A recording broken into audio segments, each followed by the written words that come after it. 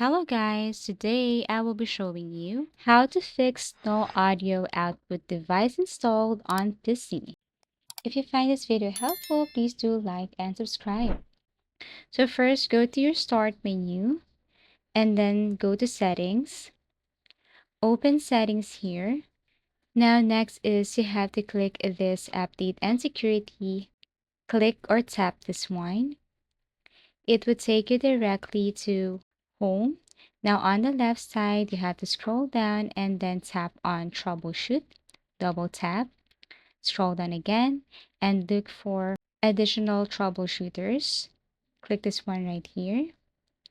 And again, on the left side, you should see this playing audio right here.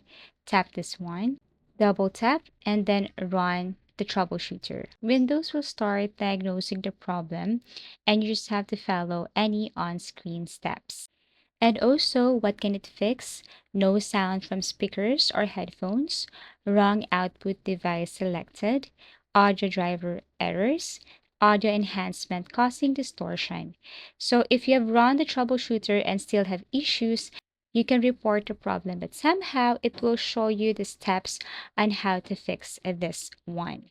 So once the problem detected, you just have to follow the on-screen steps on how to fix it.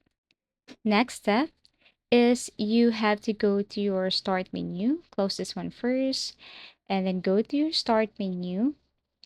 And then this time you have to look for run and then type service.msc, click OK. Here, what you're going to do is you have to look for Windows Audio. So you can scroll down here and look for Windows Audio. Once you found it, click or right click, go to properties, and then for startup type, make sure that this one is automatic. Tap apply and then OK. And basically, these are just a few steps on how to fix no audio output device installed on PC. Thank you for watching and see you again in our next video tutorials.